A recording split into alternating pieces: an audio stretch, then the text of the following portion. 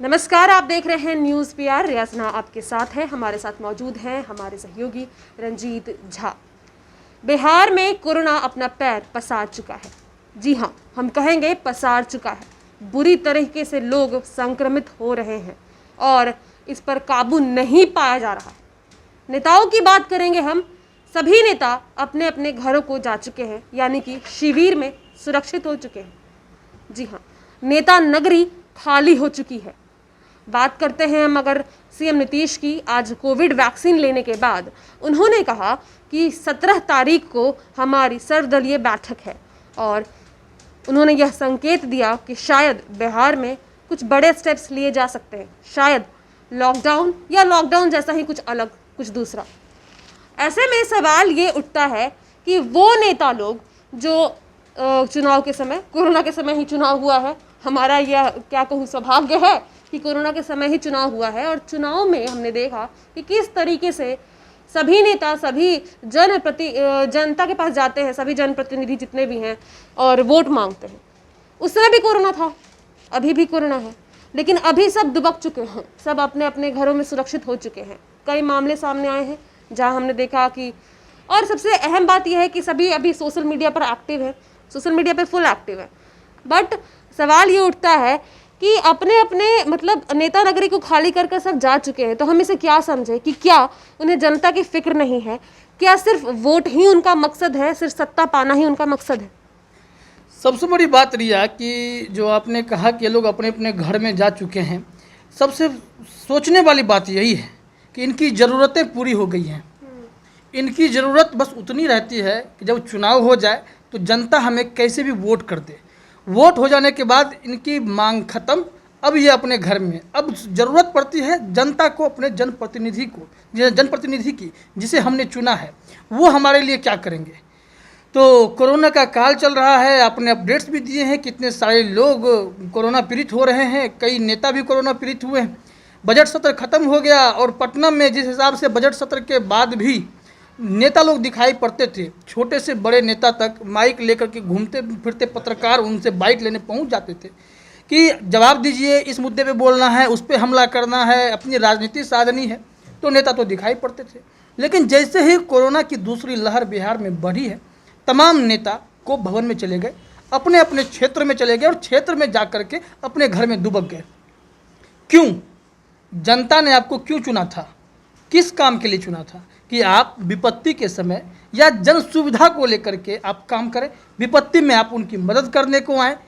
ये रहता कि हम पत्रकार सिर्फ इस मुद्दे को उठा रहे हैं कि वो नेता गायब हो चुके हैं, घरों में दुबक चुके हैं, जनता से जन सरोकार के लिए आगे नहीं आ रहे हैं, जनता के बीच नहीं जा रहे हैं, तो बात अलग थी। थोड़ी देर के लिए कहा जाता कि आप टारगेट कर रहे हैं।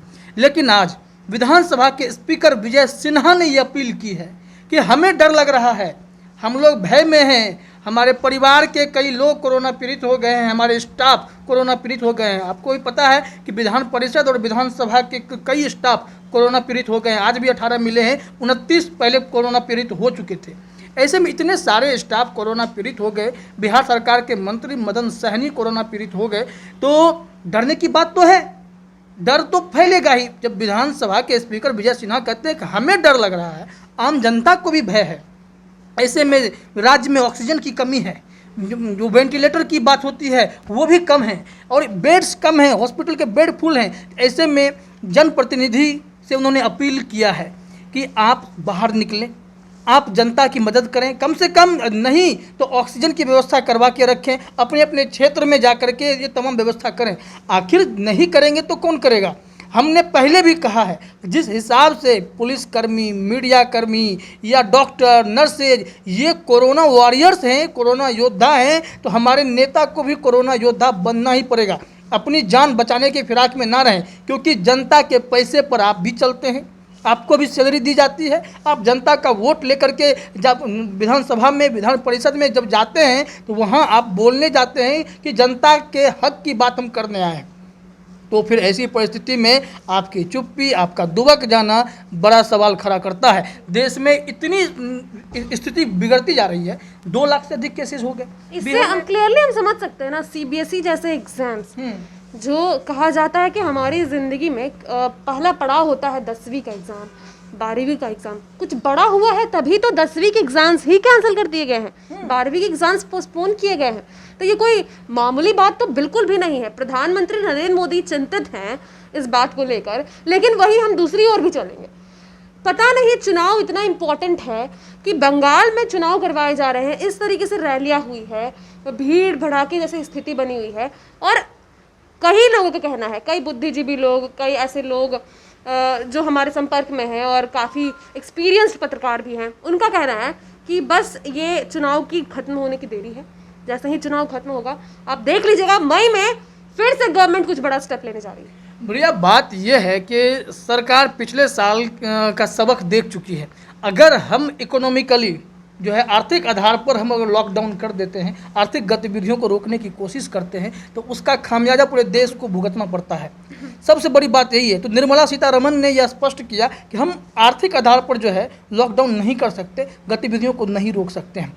लेकिन आपने पिछले एक साल में लाखों करोड़ का बजट दिखाया, केंद्र से लेकर के स्टेट तक दिखाया। राज्य में कहा गया कि बिहार सरकार ने अपने बजट का जिस मद में खर्च होता वहां से कटौती करके 10% उसका हिस्सा कोरोना के खर्च कर दिए। कहाँ गया पैसा? क्या किया आपने उस पैसे का? मंगल पांडे जी तो कह रहे हैं अभी भी हम प्रयास कर रहे हैं, कोशिश कर रहे हैं। एक साल से आप झक मार रहे थे। क्यों नहीं डॉक्टर्स की नियुक्ति हुई? क्यों नहीं हॉस्पिटल्स बढ़ाए गए? क्यों नहीं हॉस्पिटल्स में बेड की व्यवस्था कराई गई? ये सारे सवाल तो उठेंगे ना, खास करके ऐसे नेताओं से उठेंगे जो लॉ मेकर्स हैं।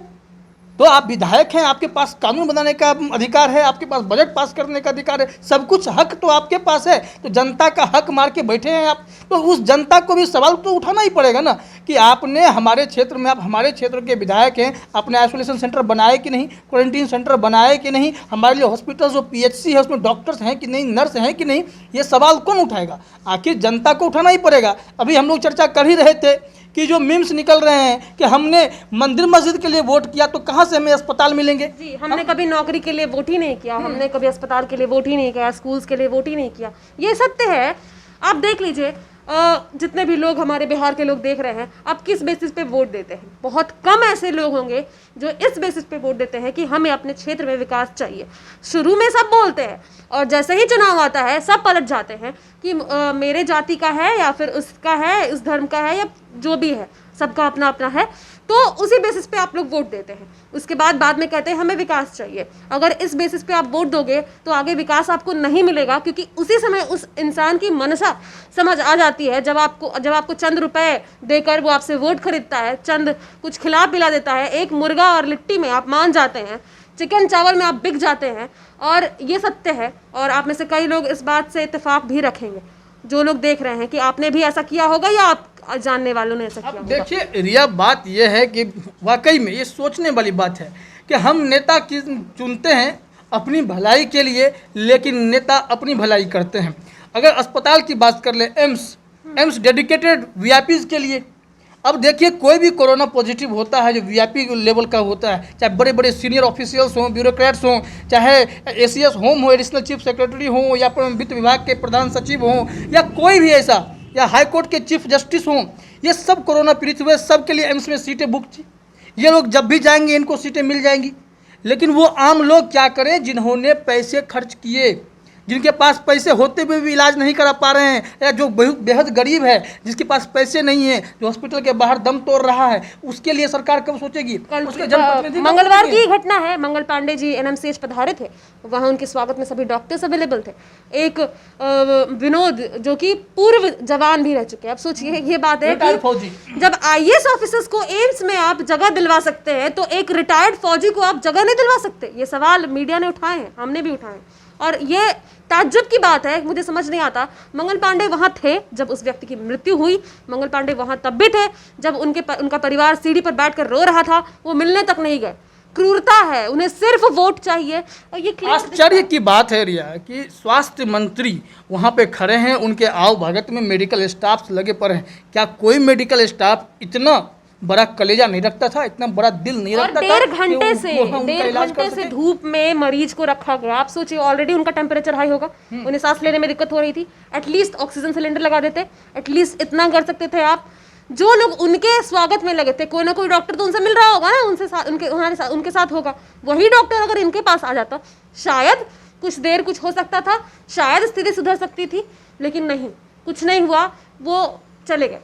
तो यहाँ जनाजा उनका नहीं उठा है, जनाजा उठा है हमारे सिस्टम का, नेताओं का उठा है। सबसे बड़ी बात है कि नेताओं के मन से यह बात निकालना होगा, वो अपना इमेज छोड़ें कि हम वीआईपी हैं, इस कल्चर को भूल जाएं। आप जनता के बीच से निकले हुए वो लोग हैं जिन्हें जनता के बीच में ही रहना चाहिए था। ऐसे विकट परिस्थिति में अगर आप जनता के बीच नहीं रहेंगे तब कब जाएंगे आप?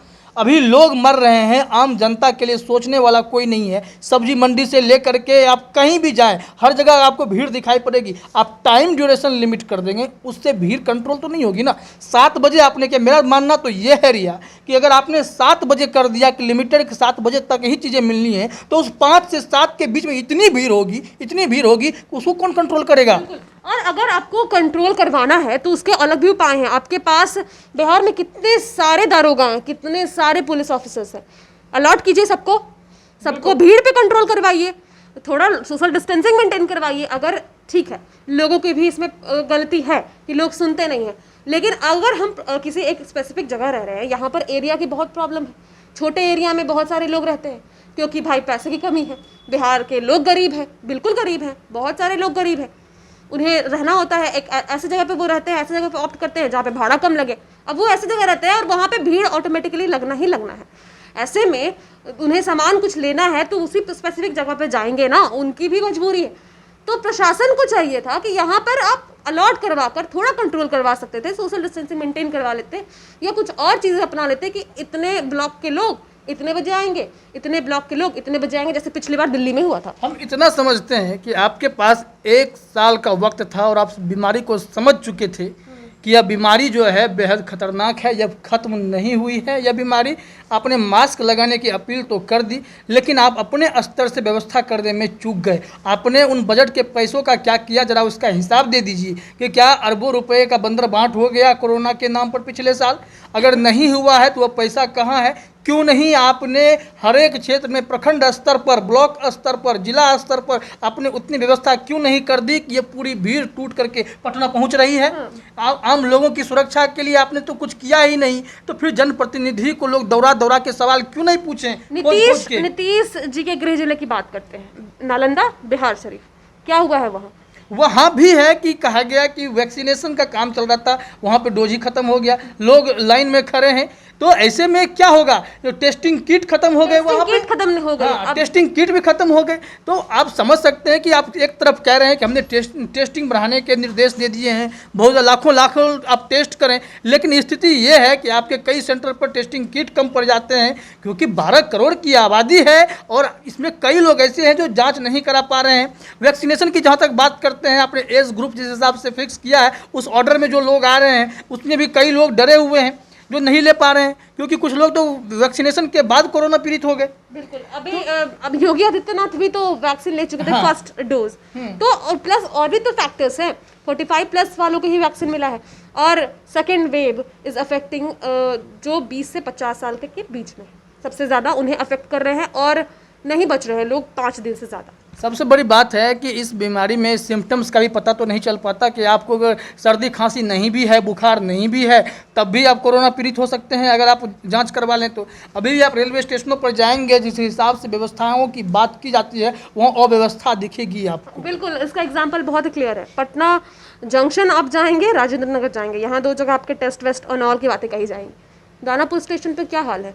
उसके अलावा जो छोटे छोटे स्टेशन है, धनियावा और भी फतुहा, इन सभी स्टेशन पे जाइए, चेक हो रहा है, कुछ नहीं हो रहा है, कोई भी स्टेशन पे उतर जाएगा। मैं इतना समझता हूँ कि ये बात हम अगर जन नेता की कर रहे हैं, जनप्रतिनिधि की कर रहे हैं तो ये ऐसा समय है कि आपको कोरोना वॉरियर्स बन के दिखाना पड़ेगा। आप डटिए मैदान में, आप अपने कार्यकर्ताओं को लगाइए, घर घर में टेस्टिंग अभियान को चलवाइए, एक नर्स पकड़िए, कम से कम टेस्टिंग वाला काम तो वो कर करके डब्बे में तो बंद कर सकती है। एक एग्जाम्पल है हमारे पास, पप्पू यादव, वो जनप्रतिनिधि फिलहाल हैं, ऑब्वियसली नेता हैं तो जनप्रतिनिधि हैं, लेकिन कहीं के विधायक नहीं है, कुछ नहीं है। लेकिन उन्होंने अपने 3 हेल्पलाइन नंबर्स जारी किए हैं, कोविड हेल्पलाइन नंबर्स, वो हम आपको डिस्क्रिप्शन में दिखा देंगे या फिर फोटो दिखा देंगे।